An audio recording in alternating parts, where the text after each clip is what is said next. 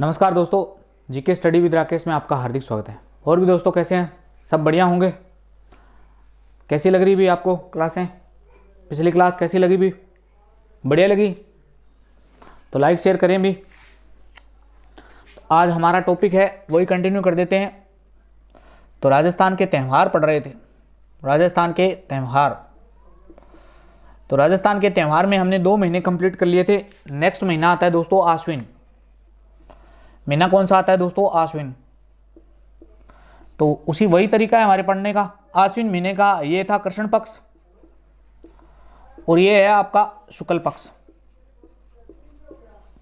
शुक्ल पक्ष। अब दोस्तों मैंने लास्ट वीडियो लेक्चर में ये बता दिया था कि शुक्ल पक्ष को कोई कृष्ण पक्ष को यानी कोई त्यौहार मनाया नहीं जाता, क्योंकि क्या चल रहे होते हैं दोस्तों? यहां चल रहे होते हैं श्राद्ध। और ये कब तक चलते हैं? तो ये अमावस्या तक चलते हैं। तो यहां तो कोई त्यौहार है नहीं, तो ये पढ़ने की आवश्यकता ही नहीं है भाई। हमें पढ़ना है सिर्फ शुक्ल पक्ष को। शुक्ल पक्ष में 2-3 ही त्यौहार है दोस्तों। 1 से लेकर 9 तक तो सर्दीय नवरात्रे बनाए जाते हैं। सर्दीय नवरात्रे। हाँ भाई, कमेंट करके बताना दोस्तों। नवरात्रि वर्ष में कुल कितनी बार आते हैं? 1 बार, 2 बार, 3 बार और 5 बार। बताओ भी, कमेंट करके बताओ। इतने में मैं बता देता हूँ। हाँ बताओ, आप पढ़े हैं तो। वर्ष में यानी 1 वर्ष में कितनी बार नवरात्रि आते हैं? लेकिन ध्यान ये रखना दोस्तों, जो अष्टमी होती है ना, अष्टमी, उस दिन पूजा किसकी होती है? तो दुर्गा अष्टमी की होती है। दुर्गा अष्टमी। जिस चीज के लिए पढ़ रहे हैं ना महीना, वो बस स्टार लगाओ, इसी के लिए पढ़ रहे हैं। इस दिन मनाया जाता है दसवीं के दिन मनाया जाता है दशहरा। विश्व का सबसे बड़ा युद्ध होगा अभी। और जो पूर्णिमा होती है दोस्तों, पूर्णिमा को ही कहते हैं रास पूर्णिमा, यानी इसे कह देते हैं सर्दीय पूर्णिमा। सर्दीय पूर्णिमा, और इसी को कह देते हैं रास पूर्णिमा। बस त्यौहार तो आपको सिर्फ 2 ही पढ़ने हैं दोस्तों। एक तो दसवीं पढ़नी है, एक पूर्णिमा पढ़नी है, बाकी कुछ नहीं पढ़ना। लिए तो नाम है बस मात्र। मेरा प्रश्न का उत्तर अभी तक नहीं है दोस्तों। हाँ बताओ, एक वर्ष में कुल नवरात्रे कितनी बार आते हैं? 2 बार आते हैं, सभी को पता होंगे। हाँ 2 बार आते हैं, गलत है आपका ये उत्तर। 3 बार आते हैं, तो बिल्कुल जिसने भी 3 बार लिखा है ना, उनका उत्तर तो बिल्कुल रूप से गलत है दोस्तों। नहीं पढ़ा है दोस्तों, मुझे भी पता है, क्योंकि अपन 2 ही बार काम आवे। तो नवरात्रा, चलो पहले नवरात्रा पर चर्चा करते हैं। नवरात्रा 1 वर्ष में कुल कितनी बार आते हैं? तो ध्यान रखना, 4 बार आते हैं दोस्तों। अब हमारे काम में सिर्फ 2 ही बार आते हैं। 2 बार वाले काम नहीं आते। 2 बार वाले सिर्फ मेरे काम में आवा, थारे काम में को नहीं आवा, थारे ही काम में आवा।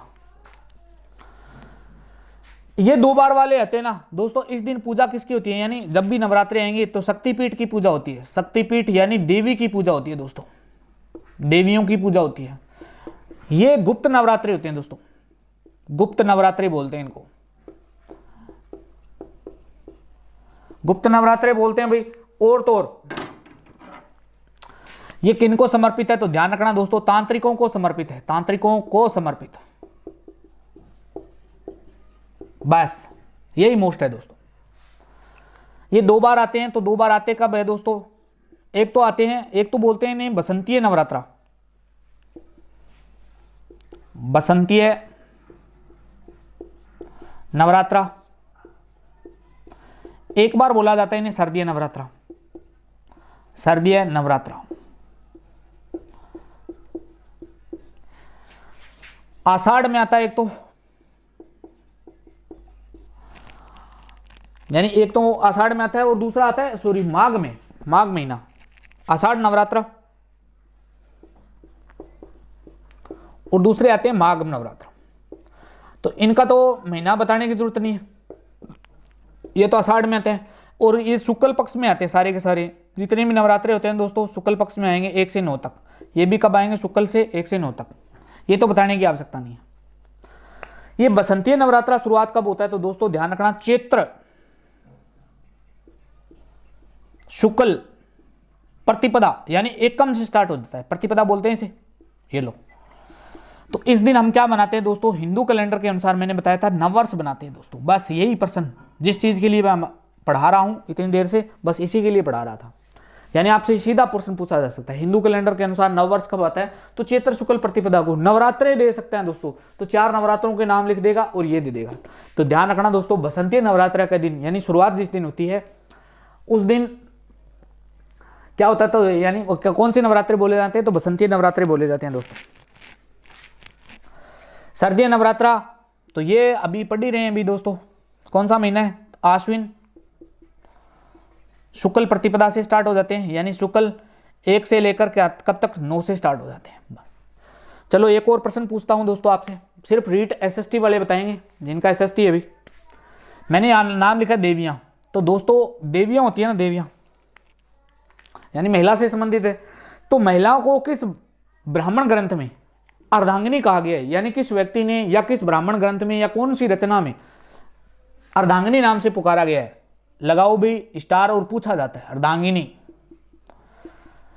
और टॉपिक का नाम बता देता हूं दोस्तों, वैदिक काल आप पढ़ते हैं, वैदिक काल में देखने को मिलेगा। आपका आंसर कमेंट बॉक्स में आना चाहिए, अपेक्षित रहेगा दोस्तों अर्धांगिनी, क्योंकि रीट में लगती है वैदिक काल।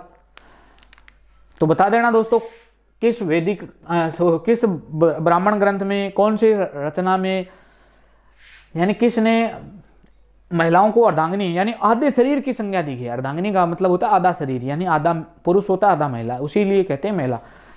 और कहते नहीं है क्या, हर सफल व्यक्ति के पीछे किसी न किसी महिला का हाथ होता है। तो क्यों होता है, क्योंकि वो अर्धांगिनी है भी आधा शरीर की तरह कार्य करती है, जिस प्रकार हमारा आधा शरीर होता है। मान लीजिए मेरा ये पार्ट है आधा है, ये पार्ट आधा है, मान लीजिए अगर मेरा ये पार्ट खराब हो गया है तो काम करेगा क्या, नहीं करेगा ना। तो इसीलिए महिला यानी घर में अगर महिला आ जाती है ना, आगे मैं हालांकि वैदिक काल की बात नहीं कर रहा हूँ, वैदिक काल में तो महिलाओं को बहुत कुछ कहा गया है। और ध्यान रखना दोस्तों, वैसे ही बता रहा हूँ, महिलाओं का नाम आ गया है। दुनिया में महिलाओं के लिए सबसे श्रेष्ठतम काल माना जाता है ऋग्वेदिक काल। महिलाओं की स्थिति बहुत स्थिति है ना महिलाओं की, यानी वैसे तो सिंधु घाटी काल है, सिंधु घाटी काल भी मात्र सतात्मक परिवार था।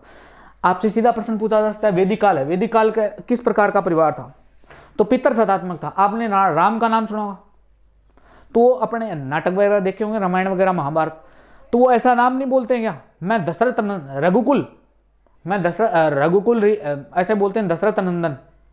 तो दशरथ का मतलब उनके पिताजी का नाम नहीं आ रहा क्या, जैसे कृष्ण है, कृष्ण के पिताजी का नाम बोल रहा है वो, तो इसका मतलब वो पितर सतात्मक परिवार था। लेकिन मात्र सतात्मक परिवार सिंधु घाटी काल ही था, ये आंसर ठोक के आना। लेकिन अगर आपसे ये पूछ लेना कि महिलाओं की स्थिति किस कालखंड में सर्वश्रेष्ठ थी, तो ध्यान रखना दोस्तों, एकमात्र ऐसा कालखंड था जिसमें सबसे सर्वश्रेष्ठ महिलाओं की स्थिति माना जाता है, वो थे आपकी ऋग्वेदिक कालीन। ऋग्वेदिक कालीन की महिलाओं की बात करें तो वर्तमान में अगर आप सुनोगे ना दोस्तों, बोचक्के रह जाएंगे। महिलाओं की स्थिति देखो, यानी अगर कोई महिला है, उसकी शादी हो चुकी है, उसका पति है इंपोर्टेंट बोलते हैं नपुंसक, यानी वह बच्चा पैदा नहीं कर सकता, तो महिला को यह अधिकार दिया गया था कि वह दूसरे किसी पुरुष से शारीरिक संबंध बनाकर बच्चा पैदा कर सकती थी। वर्तमान में भी ऐसे अधिकार नहीं है, सही बात नहीं बोल रहा हूँ क्या, वर्तमान में भी ऐसे अधिकार नहीं थे, लेकिन उस जमाने में ऐसे अधिकार थे। वर्तमान में भी वर्तमान की महिला के पास में भी ऐसे अधिकार नहीं है कि वह जीवन का, हालांकि अब तो थोड़ा मॉडरेट हो गया सिस्टम चल रहा है, लेकिन उस समय ये अधिकार के रूप में दिया गया था कि महिला अगर कोई शादी नहीं करना चाहती है तो बिल्कुल वह शादी नहीं करेगी। वर्तमान में अगर करना चाहते हो नहीं करना चाहते हो उससे कोई फर्क नहीं पड़ता है, घर वाले कर देते हैं, सही बात है। हाँ आपका चलती नहीं है घर वाला, ना ना मार तो नाक कट जाएगी, और शादियों की नाक कटेगी कदे। तो ये बता दिया मैंने, हालांकि ये बहुत बड़ा चैप्टर है, इसमें से प्रश्न पूछा जाता है। दोस्तों एक बात तो याद ही रख लेना, वैदिक काल में, वैदिक काल को गाय को क्या कहा गया था दोस्तों, ये स्टार लगाओ। अगर प्रश्न पूछा गया ना वैदिक काल से, तो गाय को बहुत बार पूछा गया। अब की बार के यूपीपीसीएस में यानी यूपी के एसडीएम के पेपर में ये प्रश्न पूछा गया था कि गाय को वैदिक काल में क्या नाम दिया है। कमेंट बॉक्स में डालना आंसर। 2 प्रश्न पूछे मैंने कि एक तो अर्धांगिनी कहाँ कहा गया है, और एक गाय को क्या कहते थे वैदिक काल में, क्योंकि आर्य जो आए थे वो गवाले ही तो थे दोस्तों। तो ये नवरात्रे मैंने समझा दिए हैं, समझ में है दोस्तों। नवरात्रे वर्ष में 4 बार आते हैं कुल, बसंतीय नवरात्रा, सर्दीय नवरात्रा, आषाढ़ नवरात्रा और माघ नवरात्रा। 2 बार शक्तिपीठ की पूजा होती है, 2 बार तांत्रिकों को, यानी मारकाम में आवे, मारकाम मतलब थानपीठ में नौकरी कौन लगाना के, थर्ड डोर करना पड़ेगा। एक और बता देता हूं दोस्तों, नवरात्रा में नवरात्रा में मां दुर्गा के 9 रूपों की पूजा होती है। अब देखो गुरुजी तो डीप कोनिया, बिल्कुल सही बात है, तो डीप कोनिया ऐसा ही वाले जरूर ध्यान रखना, बाकी रीट वाले मत याद रखना, चाहिए रखो तो रख लेना, न रखो तो न रखना। लेकिन एक बार के लिए बता रहा हूं, क्यों बता रहा हूं दोस्तों, मैंने लास्ट वीडियो लेक्चर में भी ये बात बोली थी, अब फिर बोल रहा हूं। हम टॉपिक पढ़ते हैं, पूरा टॉपिक पढ़ लेते हैं, और कोई एक आधी चीज है तो उसको ये कहकर छोड़ देते, बोले इतना डीप थोड़ी आ गया, और एग्जाम में प्रश्न वहीं से आ जाता है। तो फिर ऐसे टॉपिक पढ़ने से फायदा ही क्या है। तो एक बार देखे रहेंगे तो हो सकता है आपका परीक्षा हॉल में, यानी एग्जाम हॉल में, एग्जामिनेशन हॉल में आपका आंसर सही हो जाए। तुम अगर मैं एग्जामिनेशन हॉल में आपका आंसर सही हो गया तो दोस्तों एक यकीन मानना, मैं दुनिया का सबसे बड़ा टीचर हूँ। तो माँ दुर्गा के यानी 9 रूप कौन कौन से है, तो पहले का नाम होता है शैलपुत्री। शैलपुत्री की यानी एकम को पूजा किसकी होगी, शैलपुत्री की। दूसरे की पूजा कब होती है, तो दूसरी का नाम है ब्रह्मचारिणी। बस याद रखना, याद रखो तो रख लेना, बस एक बार ध्यान रखना, ब्रह्मचारिणी देख लेना भाई। चंद्रघंटा,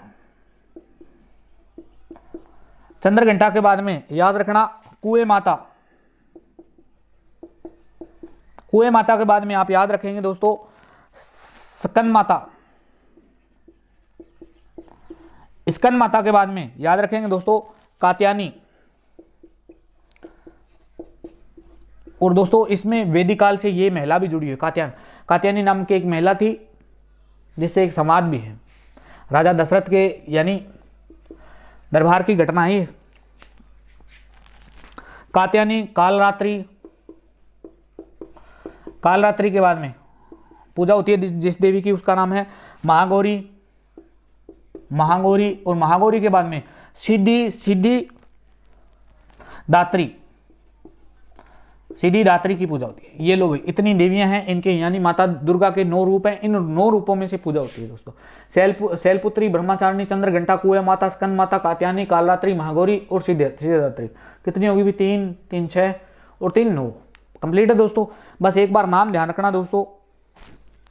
अब देखो गुरुजी एक ही पढ़ाने ला गया, तो भाई कभी कभार प्रश्न तो बनेगा ही, कभी ना कभी तो बनेगा इनमें से, आज नहीं तो कल बनेगा। प्रश्न ले दे के तो इनसे ही बने। नेक्स्ट ध्यान रखें दोस्तों, आपसे प्रश्न यानी जो प्रमुख त्योहार है वह है दशहरा।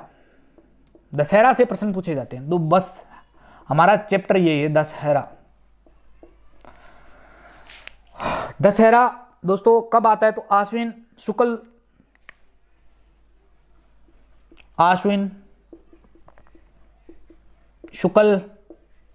दशमी को आता है।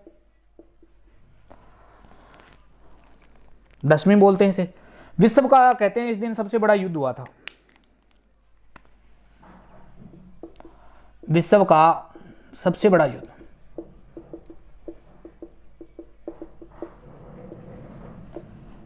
उल्लेख ये मिलता है कि इस दिन अच्छाई की बुराई पर जीत हुई थी। अच्छाई की बुराई पर जीत हुई थी। इस दिन उल्लेख ये मिलता है कि लीलटांस होता है। लीलटांस एक पक्षी का नाम होता है दोस्तों। लीलटांस पक्षी के दर्शन शुभ माने जाते हैं। और इस बार के आरएएस परी में ये प्रश्न पूछा गया था दोस्तों, लीलटांस रचना किसकी है, बताओ किसकी है भी लीलटांस। आरएएस परी में आया था ये प्रश्न। मैं कह रहा हूं ना, प्रश्न तो यहीं से आते हैं बस। लीलटांस रचना है कन्हैयालाल सेठिया की। कन्हैयालाल सेठिया दोस्तों, आपका प्यार बना रहा ना, अच्छा सा सपोर्ट रहा, तो रीड से पहले मैं वेटेज वाले चैप्टर बोल रहा हूं, जिनका सबसे ज्यादा वेटेज रहता है वो चैप्टर डालूंगा। अगर उनमें से प्रश्न उठाना दोस्तों, अब दोस्तों दो बातें होती है। एक तो जो मैंने टॉपिक ही नहीं कराया उससे प्रश्न उठ जाए तो उसका तो मेरा क्या है, लेकिन जो मैंने टॉपिक करवाया अगर उसमें से प्रश्न आ जाता है और उसमें से अगर आपका सही हो जाता है तो आप दोस्तों यकीन माने कि हजारों की संख्या में से आगे होंगे। और मैं बोल रहा हूं वेटेज वाले जैसे रीट एसएसटी वाले हैं, एसएसटी में चलो टॉपिक कौन बताऊंगा, लपेला लाइक शेयर करो। हाँ वेटेज वो मुझे मैं बता दूंगा, मेरा काम है, आप करें भी। इस दिन कहते हैं खेजड़ी या सम्मी की पूजा होती है दोस्तों। ये दशहरा महोत्सव कहाँ का प्रसिद्ध है, तो दोस्तों ध्यान रखना, दशहरा महोत्सव तो वो जयपुर का प्रसिद्ध है, लेकिन दशहरा का मेला प्रसिद्ध है ना, वो दोस्तों अलग है। दशहरा मेला, चलो भारत में बता देता हूँ, रीट में सभी में आता है भाई। दशहरा मेला होता है ना दोस्तों, फर्स्ट मेला जो लगता है सेकंड और थर्ड, यानी विश्व के 3 बड़े मेले लगते हैं। दशहरा मेला फर्स्ट है मैसूर का स्थान, दूसरा है कुल्लू हिमाचल प्रदेश, मैसूर बताने की जरूरत नहीं होगी, शायद कर्नाटक में पड़ता है दोस्तों, कुल्लू हिमाचल प्रदेश में। तीसरा स्थान है आपका कोटा, कोटा पड़ता है राजस्थान में। एक मेला और बढ़ता है दोस्तों, इसी के नाम से जुड़ा हुआ है, गंग दशहरा का मेला, गंगा दशहरा का मेला, ये बढ़ता है दोस्तों कामा में, और कामा कहां पड़ता है? भरतपुर में। तो दशहरा जुड़ा हुआ है, किससे जुड़ा हुआ है? तो रावण से जुड़ा हुआ है। तो रावण का राजस्थान में एकमात्र मंदिर, रावण का मंदिर एकमात्र ये दोस्तों। तो रावण का मंदिर कहां पर बना हुआ है? तो मंडोर में बना हुआ है। तो दोस्तों एक बात ध्यान रख लेना, मंडोर जोधपुर में कभी भी दशहरा नहीं मनाया जाता। क्यों नहीं मनाया जाता? क्योंकि रावण की घरारी के नाम हो, के नाम हो बताओ? महाभारत देखिए कि सॉरी रामायण देखिए, टाइम ही कौन मिली कुर्ची, सास भी कभी बहू थी, कुमकुम आंटी देखता रह गए थे, तो मोटी बिंदली देखी, आभूषण ही देखते रहे, बस पढ़ लिया करो। यानी मंडोर जोधपुर में है, यानी मंदोदरी उनका नाम था, और मंदोदरी का संबंध कहां से है? तो मंडोर जोधपुर से ही है भाई। चलो एक और प्रश्न पूछ लेता हूं, आप बताना, यानी रावण के भाई गद्दार भाई का नाम क्या था? विभीषण। विभीषण का एकमात्र मंदिर कहां स्थित है, ये बता देना दोस्तों। तो दोस्तों जितनी भी जानकारी थी वो तो मैंने बता दिया ऑलरेडी। यानी आश्विन शुक्ल दशमी को मेला बढ़ता है, विश्व का सबसे बड़ा मेला है। अच्छाई की बुराई पर जीत होती है दोस्तों। लीलटास पक्षी के दर्शन शुभ माने जाते हैं, और विश्व का सबसे बड़ा युद्ध हुआ था इस दिन। लीलटास रचना किसकी? कन्हैयालाल सेठिया की। इस दिन कहते हैं आश्विन शुक्ल दशमी होती है, उस दिन खिचड़ी की वृक्ष की भी पूजा शुभ मानी जाती है। खिचड़ी या समी की पूजा की जाती है दोस्तों। दशहरा महोत्सव पूछे तो जयपुर का है। दशहरा मेला प्रसिद्ध कहाँ का है? तो दोस्तों ध्यान रखना, अगर ऐसे प्रश्न आए ना, राजस्थान में सबसे बड़ा दशहरा का मेला कहाँ पड़ता है? तो कोटा उत्तर ठोक के आना है। दशहरा महोत्सव जयपुर का है, मेला अलग अलग है। जैसे मैंने पिछले वीडियो लेक्चर में बताया था ना, गोगा जी का मेला अलग है, गोगा मेडी का मेला अलग है, उसी प्रकार ये शब्दों का अंतर है। गंगा दशहरा मेला कहाँ पड़ता है? तो कामा भरतपुर में पड़ता है दोस्तों। तो ये रावण का एकमात्र मंदिर कहाँ है? तो मंडोर जोधपुर में। विभीषण का आप बता देना दोस्तों। बस लास्ट बचा हुआ है शरद पूर्णिमा, तो हेडिंग डालें भी शरद पूर्णिमा।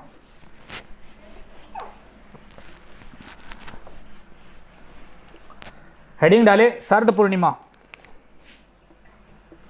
शरद पूर्णिमा। शरद पूर्णिमा को कहते हैं आश्विन पूर्णिमा, या सॉरी कहते तो क्या है, आश्विन पूर्णिमा के दिन आती है ये, जबकि इसे संज्ञा की क्या दी जाती है? संज्ञा दी जाती है दोस्तों। तो ये इसे रास पूर्णिमा की संज्ञा दी जाती है। कोई महत्व नहीं है दोस्तों। मैंने कहा था ना, ज्वार एवं भाटा चैप्टर लगता है रीट में, एसआई में लगता है।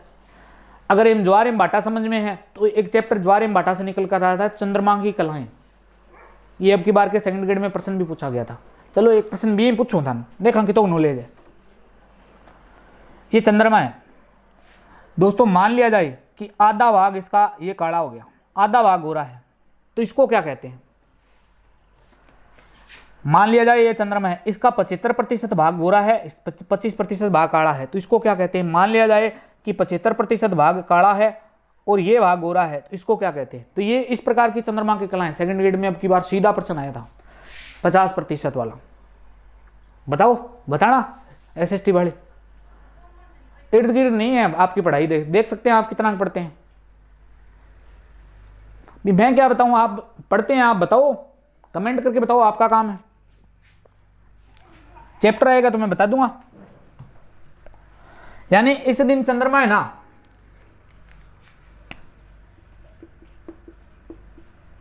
चंद्रमा अपनी 16 कलाओं, जिसे बोलते हैं षोडश,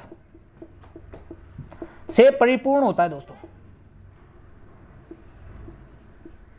बस यही ध्यान रखना दोस्तों। मान्यता है कि लोग छत पर खीर रखते हैं, लोग छत पर खीर भी रखते हैं और व्रत भी रखते हैं।